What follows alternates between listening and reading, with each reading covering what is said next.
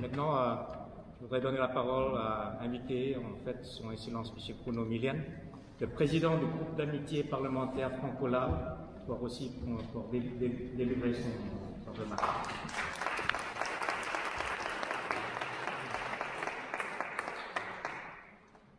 Monsieur l'ambassadeur, Monsieur le ministre délégué, Mesdames et Messieurs des corps diplomatiques, Mesdames et Messieurs les parlementaires, Mesdames et Messieurs, chers amis.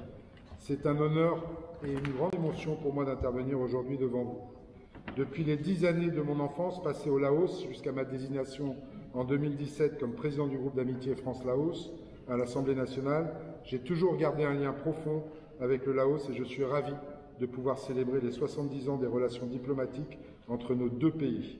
Relations dont je veux ici saluer la qualité et la sincérité. Le ministère des Affaires étrangères le dira mieux que moi, mais la France se tient depuis 70 ans aux côtés du Laos. En 1953, le traité d'amitié et d'association garantissait au Laos de jouir pleinement de son indépendance, tout en réaffirmant nos relations privilégiées et notre histoire commune. J'ai le sentiment que ce contrat est rempli. Je souhaiterais donc revenir plus spécifiquement sur le travail que nous menons depuis 6 ans avec le groupe d'amitié que j'ai l'honneur de présider.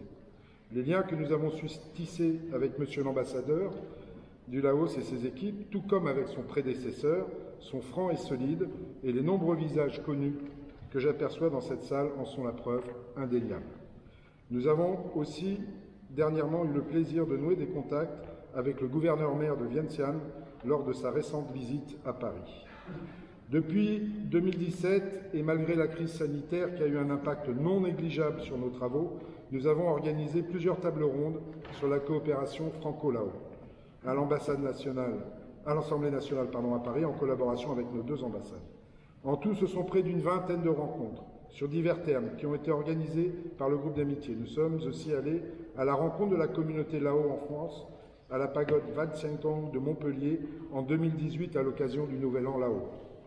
Ce travail se poursuit aujourd'hui et se prolongera durant les prochaines années et je pense pouvoir dire que nous avons toujours répondu présent aux sollicitations de nos amis Lao, comme celle d'aujourd'hui pour laquelle je sais que l'ambassade a déployé beaucoup d'énergie et je veux l'en remercier. Une autre preuve de la forte coopération que nous nous efforçons de construire et de maintenir depuis 6 ans a été la concrétisation du voyage d'études que nous avons mené le mois dernier au Laos avec 3 de mes collègues, dont un est ici présent. Anthony, je te remercie d'être là. Avec 3 de mes collègues députés à Vientiane et à Luang Prabang, à la rencontre de nos homologues laotiens et des autorités locales.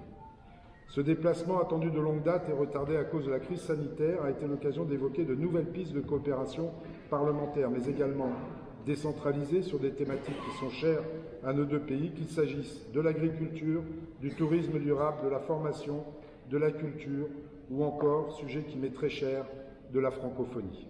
La langue française reste en effet pour moi un des piliers fondamentaux de nos relations et dans une région où la francophonie doit retrouver toute sa place, j'ai été ravi de constater que de nombreux Laos s'expriment toujours dans un français impeccable.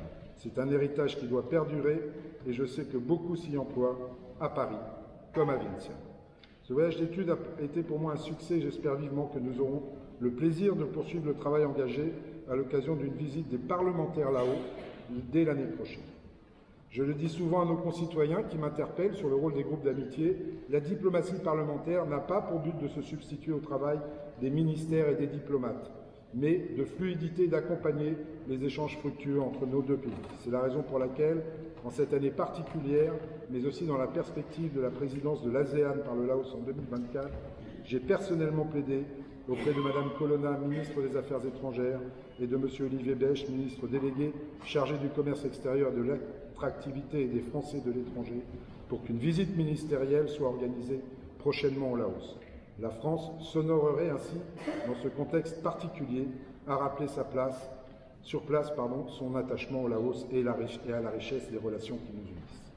Pour conclure, j'aimerais sincèrement et du fond du cœur remercier tous ceux qui œuvrent chaque jour pour concrétiser nos coopérations et la solidité de nos relations à tous les niveaux, dans nos ambassades, dans nos ministères, au sein de nos parlements, mais aussi dans nos collectivités. Chacune et chacun sont les chevilles ouvrières de ce que nous célébrons aujourd'hui, qu'ils en soient chaleureusement remerciés. Continuons donc d'œuvrer chacun à notre niveau, dans le sens d'un dialogue et d'une coopération fructueuse, dans le respect de notre histoire commune et dans notre intérêt mutuel. Nous le devons à nos aînés comme à nos enfants. Très bonne soirée à tous et excusez mon mauvais accent, je vais tenter quelque chose. Su Suk San Van Keu.